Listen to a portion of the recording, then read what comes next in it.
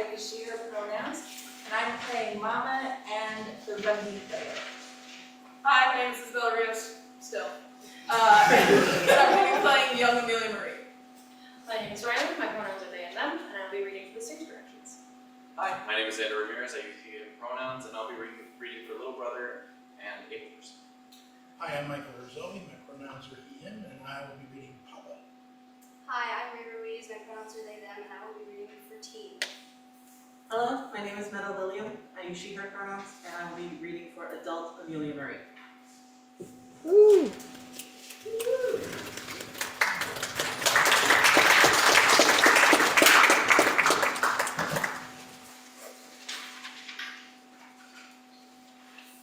The setting is 2012-2013, when in the present, on a college road trip going from San Diego, California to Ronan Park, California. Scene 1. Space is adapted, accessible, and apart. Lights up on a stage with 3 tableaus. The first tableau, on stage right, is part of a kitchen island. Flush with the ground, the second tableau, in center stage, has a gradual rise ramp leading up to it from the left-hand side and another ramp from downstage. There are desks and chairs and a whiteboard. The third tableau, stage left, has a gradual rise ramp that meets a single step and a ladder to a platform. Young Amelia-Marie and Mama enter from stage left and chase each other around the island. Adult Amelia-Marie is sitting on a chair on stage left. I was raised in adaptable spaces first.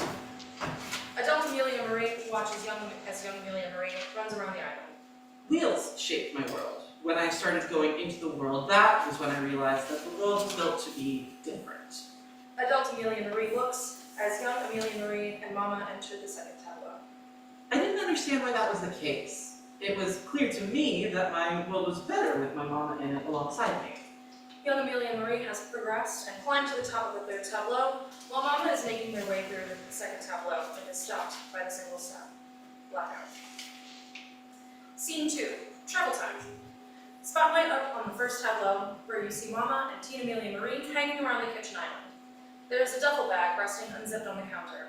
Random clothing items and a couple of books are strewn across the stage. Our one-story house was at the top of a mountain in the bottom of the valley. There was a woolen shower in the master bathroom, a ramp in the garage, a low table to hold laundry, and a raised pool in the backyard. The kitchen was, though, a piece of functional art. I'm going out to meet Papa in the car. Make sure to lock up on your way out. Yeah, okay, I just need to pack up a few more things and I'll be right there. Teen Amelia-Marie stops speaking of things and leans against the counter. I miss that kitchen. That granite island in the center of the kitchen is easy to go around and have somewhere to put things down. It was designed, adapted specifically for my family's needs. It was so beautiful. I miss this kitchen. You could fill a pot right next to the stove. My parents would take a pot, take it from the stove, put it on the island, and then take it over to the sink, rather than having to cross the kitchen with a heavy pot and go all the way over in one go. Instead of on the wall, like you would usually see at garbage disposal, the switch. It's actually underneath the sink where you can hit it with your fingers. Similarly, under the stove is where you can find another light switch. It made it really easy for me watch my parents cook for me, and learn how to cook myself later on. I make a pretty mean steak. Teen Amelia-Marie remembers that they're supposed to be packing and scrambles up to pick up the rest of the clothes and books and runs off stage right. This design subverted expectations of what the kitchen was supposed to look like, built for a different population, which also served little me. Well, littler. My family no longer lives in this house, but it's still an adapted, beautiful kitchen for anyone to use. Teen Amelia-Marie, Mama, Papa, and little brother all enter from stage left. The able-bodied individuals bring their own chairs, and 2 extra chairs for wheelchair users, Mama and Papa, to transfer into. They should form what looks like a car, with the large gap in between the 4 chairs for the wheelchairs to go once actors have transferred into the chairs. They help stabilize the passenger side chair while Papa transfers and place the wheelchair behind the seat. Mama transfers into the driver's seat and turns around into the chair and settles in their own wheelchair behind them. Little brother sits in his chair, and Teen Amelia-Marie sits in theirs, placed down stage, and readjusts Mama's wheelchair. My mom's car has its car frame lowered to make transferring from a wheelchair into the driver's seat of the car less strenuous on her upper body. I wish we were taking Mom's car. You can feel every single bump in the road with this Honda Element. My dad wanted to drive through. My dad wanted to drive though, and driving from his chair is a lot better than having to transfer from his wheelchair into the driver's seat. Does everybody have everything?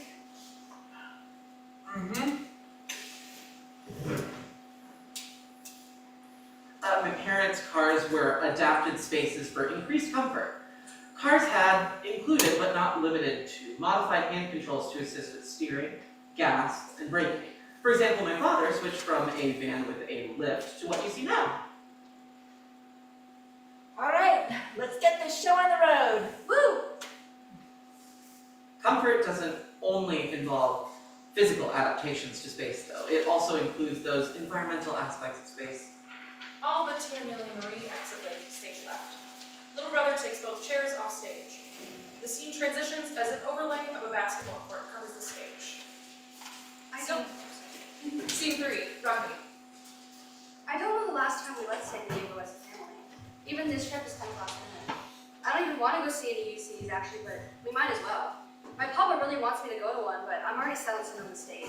There's nothing wrong with going to a California state school. I have so many memories of being born here and raised. I've never lived anywhere else. It'll be odd to leave, if I get in.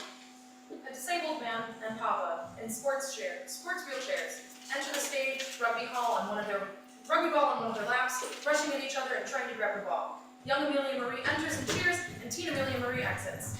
Able person holds and uses a whistle. Young Amelia-Marie runs around the stage. Nothing like seeing your father get knocked over in a chair and hitting the basketball court to get your weekend started. This was a normal Friday growing up. Pass it here. I'm open! I was the only kid there. Go, Papa, go! Young Amelia-Marie trips and falls and starts crying loudly. Oh, shut that kid up. If you're familiar with kids, you know that doesn't quite work. The quad rugby community wasn't familiar with kids. As we left San Diego, it felt like we were leaving a lot more behind. The scene transitions as the car begins to move. Scene 4. Kindness isn't always kind. The car moves forward, images of an open road glide over faces. Suddenly a thud is heard as the back of Mama's wheelchair falls backward on the Teen Amelia-Marie's knees. Damn. Ow, that hurt. What happened? Mom's chair broke. I'm gonna look up a Home Depot or find a bike shop. And that's how we ended up stopping at a Home Depot in Bakersfield to try to fix my mom's wheelchair. Papa and Mama go to the downstage ramp. Able person enters to chat with Mama and Papa, and they exit together. The Home Depot employees were beyond kind. They found the right materials to fix my mom's wheelchair and worked to fix it. Kindness is an integral part of navigating in an inaccessible world. Adult Amelia-Marie goes to climb the ladder of the 3rd tableau and slips. Young Amelia-Marie grabs their hand and helps pull them up. Thanks. You're welcome. It was nothing. Kindness isn't always kind, though.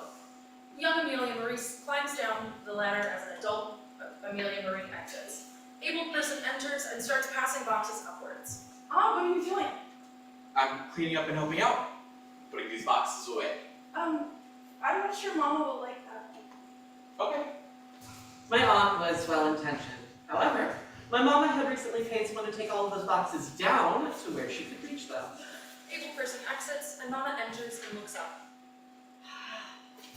I'm sorry, Mama. I tried to tell her. It was fine, but inconvenient and frustrating.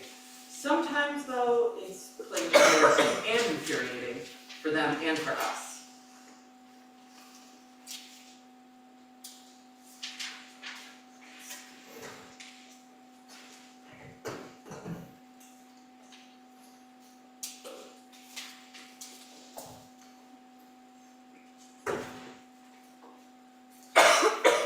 Wheelchair rolls far away downstage as Tina, Amelia-Marie gets out of their chair to grab the wheelchair. An able person chases after the wheelchair, managing to push it farther away before bringing it back. Help her! Help her! Help her! We're fine, thank you, I'll get it, thank you. No, let us help you. No, I don't want your help. That was rude. They were just trying to help. No, they weren't. They were trying to help themselves be like good people. Mama storms off stage, and Tina, Amelia-Marie runs off after them.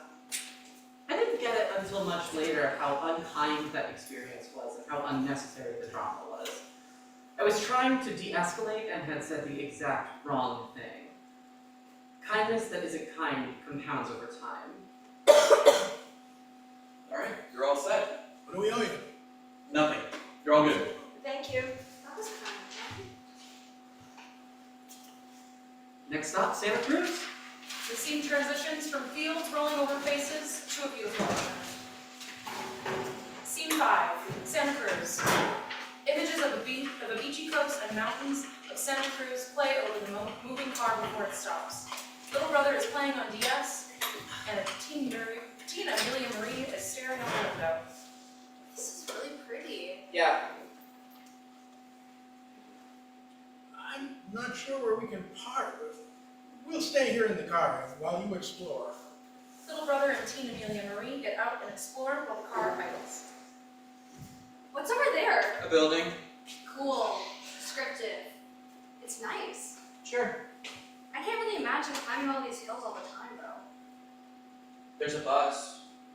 Yeah, but not always. I'm done looking, honestly. Let's go back to the car. How'd you like it? It was nice, I guess. Lots of hills. I think those were the dorms. Residence halls. The student affairs professional in me now couldn't resist. All right, let's get dirty. Let's get going then for dinner. Tomorrow, we'll be at our final destination. All exit, blackout. Scene 6, Callous Companions. Lights up. Young Amelia-Marie appears on the top of the third tableau with a young able person. All that happened reminded me of how inaccessible everything is and how some people go out of their way to make things more uncomfortable. Why are your mom and dad in wheelchairs? Young Amelia-Marie starts to climb down the ladder. My mom was in a car crash and my dad was on fire. Dad wasn't in a fire. What? How would you know? I heard everything from your mom. She was talking about it with my abuelita, but I know Spanish. Your uncle killed your grandparent.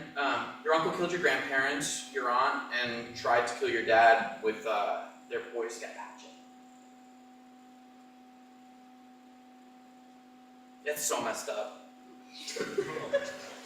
They didn't even tell you. Young able person exits up the ladder. Young Amelia-Marie is solemn. That can't be true. Amelia, it's time to go.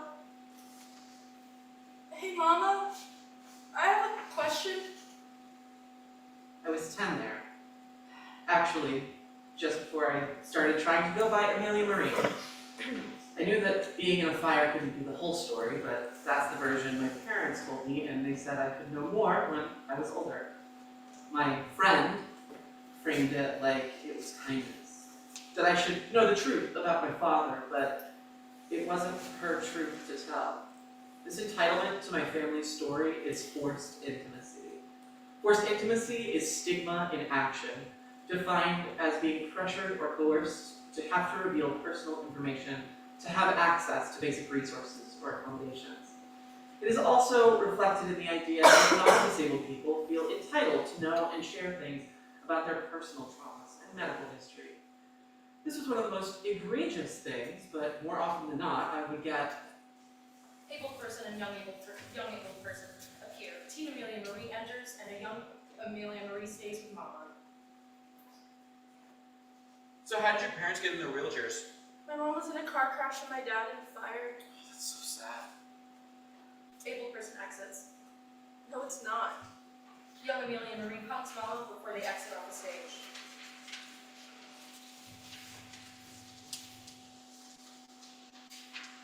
Hey, are you adopted?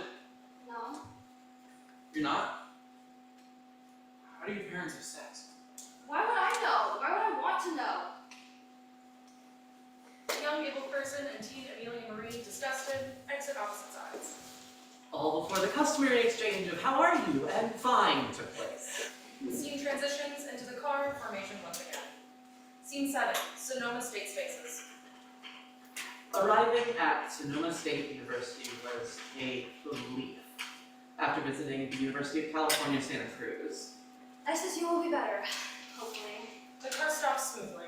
All exit the car and make their way, splitting into the first and second tableau. Teen Amelia-Marie is bright and smiling upon exiting the car. I want to go see the English building.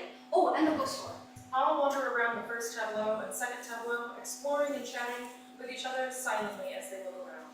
This was the first campus that my parents, in their wheelchairs, had been able to get out and explore with my brother and me. The sun was shining so brightly. I was feeling lighthearted. My favorite college from the websites was also a place that welcomed my family. Mama and Papa travel alongside little brother and teen Amelia-Marie, who traveled up the steps and explored the third tableau. Of course, there were still hiccups, like how the elevator wasn't built to fit more than one wheelchair, but nothing we couldn't manage. Teen Amelia-Marie gets behind Papa, little brother in front, and helps him into the wheelchair, hop the step. Mama turns back to explore the second tableau, and little brother goes with her. So, this is the English department. I wonder if anyone's around today. Let's go see. Able person enters from third tableau and finds down leader to meet teen Amelia-Marie and Papa. Able person leads them over to the first tableau before sitting with them. Hi, do you work here? Yeah, I do. My name is Amelia-Marie, and I'm planning on applying to Sonoma State soon. We want to know what to do about everything. I'd be happy to help. What questions can I answer for you? Blackout. End of play.